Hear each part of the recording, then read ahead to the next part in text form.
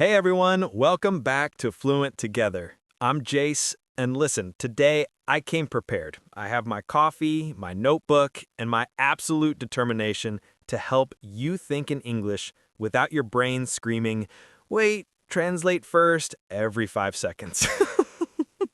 And I'm Lynna. I also brought coffee, although mine is definitely stronger than Jace's. I'm on my third cup, so if I start talking too fast, please forgive me in advance.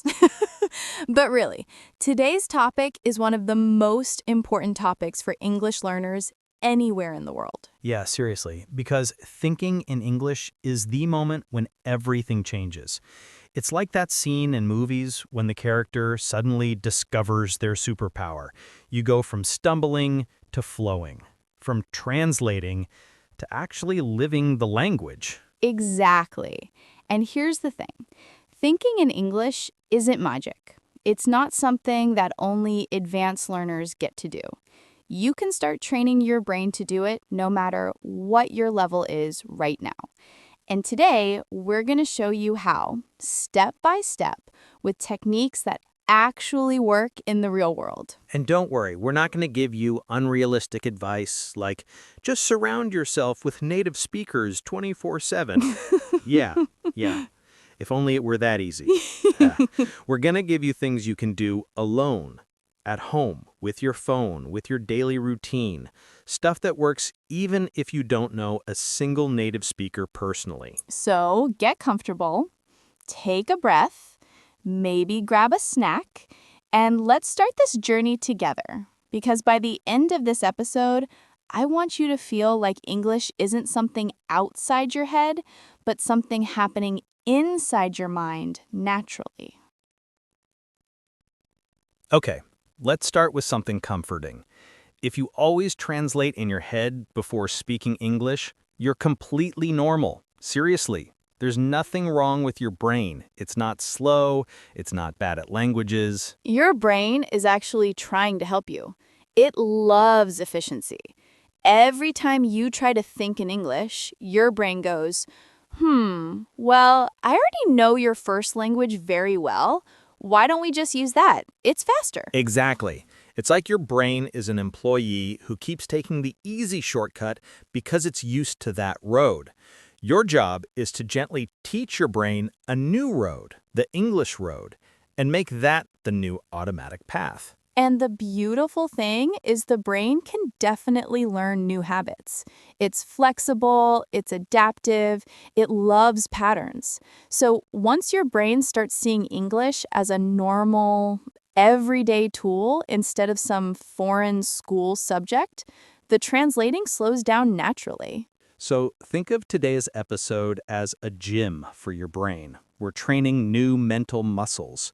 And trust me, after a few weeks of practicing the techniques we'll talk about, you'll feel the difference without even realizing it. All right, let's start simple. The first technique is what I call short, internal English moments. These are tiny, tiny moments during your day when you switch your internal voice to English just for a few seconds. Yeah, and when we say tiny, we mean tiny. Like you walk to the kitchen and your mind says in English, I'm going to make tea. That's it. Not a full conversation, not a whole paragraph, just a small thought. Because if you try to force your brain to think in English all day long from day one, your brain will panic and say, nope, we're not doing that. Right? It's like forcing someone to run a marathon when they've never even walked on a treadmill. Start small. Give the brain easy wins. And the trick is, frequency matters more than difficulty. Stopping for 2 seconds, 3 times a day, thinking one sentence in English, that does much more for your brain than trying to think in English for 10 minutes straight once a week. This is one of my favorites. If you want to stop translating, you need to build direct connections between English words and real objects around you. Exactly, because translation is basically this chain. Thing to first language, then English. We want to remove the middle part. So here's what you do. You look at things around you and you say a simple English sentence about it in your head. For example, you see your phone and think, my phone is charging. Or you see the window and think, it's bright outside. These are not perfect sentences. They don't need to be deep. They don't need to be poetic. The goal is to train your brain to connect object to English, action to English, situation to English, instantly. After a while, you'll look at something and English will just appear in your mind. That's when you know the translation habit is breaking. It's such a cool moment. Yeah, I love when students message us like, Lynna, I saw a dog today and the word dog came to my mind first instead of my first language. I'm always like, yes, that's the magic. This is a sneaky technique that works ridiculously well. Your brain makes small decisions all day. What should I wear? Which snack should I eat? Should I go outside now or later? Those decisions can be made in English. Just one small English question. What should I wear today? Even if you answer in your head with, maybe the blue one. Great. That's English thinking practice. And here's the cool part. Because these decisions are natural and spontaneous, the English you use for them becomes natural too. Not textbook English, not classroom English, just everyday English, the kind people actually speak. All right, now let's talk about a technique that I absolutely love, and honestly, it changed my own language learning years ago, shadowing. But hold on, before you imagine something complicated or military-level intense, take a breath. We do it the human way, not the repeat every syllable like a robot way. Yeah, because some tutorials make shadowing sound like you have to chase every single sound, every breath, every tiny pause. Relax. That's not the goal here. Our version of shadowing is simple. Listen, speak along, don't stress about perfection. Exactly. Pick something you enjoy, a podcast, a video, even a movie scene. You hit play, and you speak with the person, not after them. You don't stop the audio every 2 seconds. You don't correct yourself. You just follow the rhythm. And here's why it helps your brain stop translating.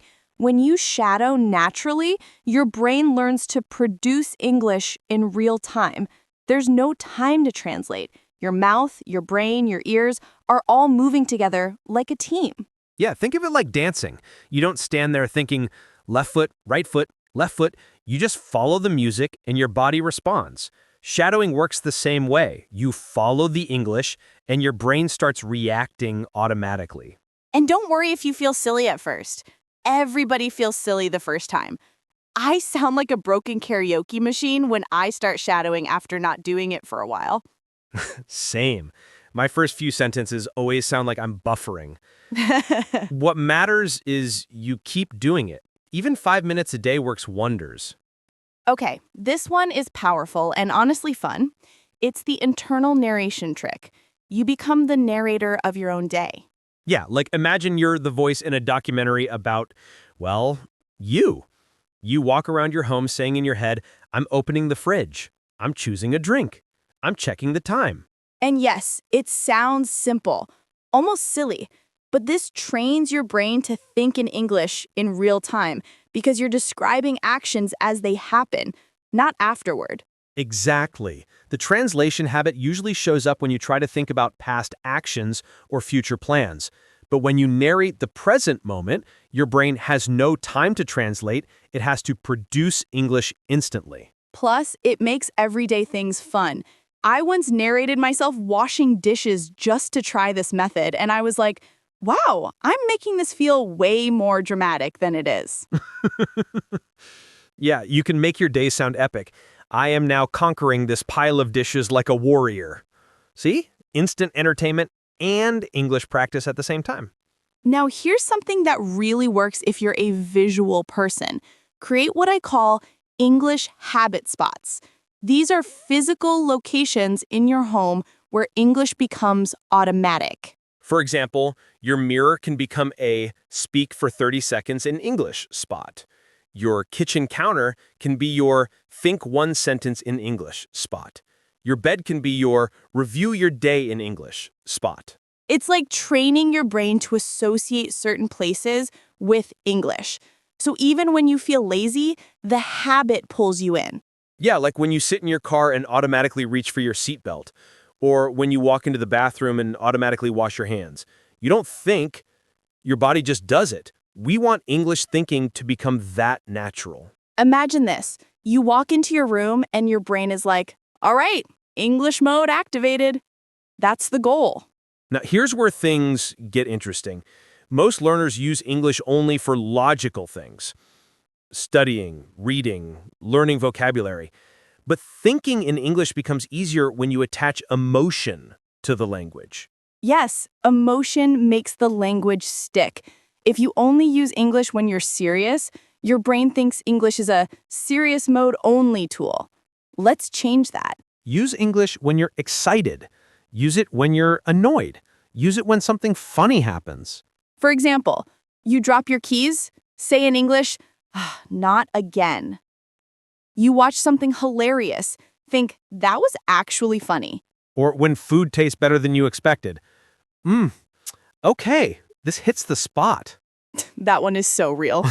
But seriously, whenever you add a little emotion to your English thoughts, your brain remembers them better because the brain loves emotional patterns. Let's be clear, we're not saying abandon your native language. No way. Your first language is a beautiful part of you.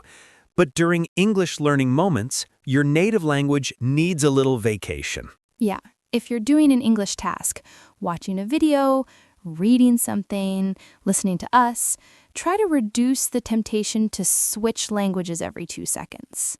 For example, don't translate the subtitles. Don't pause the video to check every word. Don't open 3 dictionary apps at once. Give your brain a chance to fight for understanding. That small struggle is what teaches your brain to stay in English. And trust me, your brain won't break, it won't explode, it'll actually grow stronger. This is where everything comes together. Thinking in English becomes a habit when English becomes part of your daily rhythm, even in small amounts. We're not talking about hours of studying. Nobody wants that. We're talking about a small, consistent routine like 3 minutes of shadowing, 2 minutes of internal narration, 2 sentences describing something, 1 short thought in English before bed. That's it. 7 minutes. Your brain can definitely handle 7 minutes. And when you do this daily, the brain goes, oh, English again. Okay, let's warm up. Then it gets smoother, faster, more natural. And one day, you'll wake up and your first thought of the day might be English. That's a beautiful moment. All right, everyone, we're getting close to the end of today's episode. And honestly, this topic is one of my favorites because once you start thinking in English, everything else becomes easier. Yeah, it feels like your brain finally relaxes, right? You stop fighting with the language and you start flowing with it. And remember, you don't need to force big changes. Small moments, repeated often, are what make the difference. So let's quickly recap the simple things you can start doing today.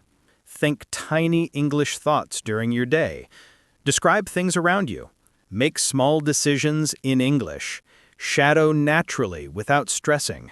Narrate simple actions in your mind. Add English emotion, not just logic.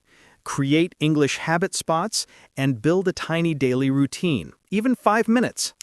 If you stick with these, even a little bit, you'll notice that translation becomes slower and English becomes faster. Your brain starts choosing English naturally, and that's the moment you know you're leveling up for real. And hey, don't be too hard on yourself. Everyone goes through this stage. You're learning, you're growing, and you're doing great.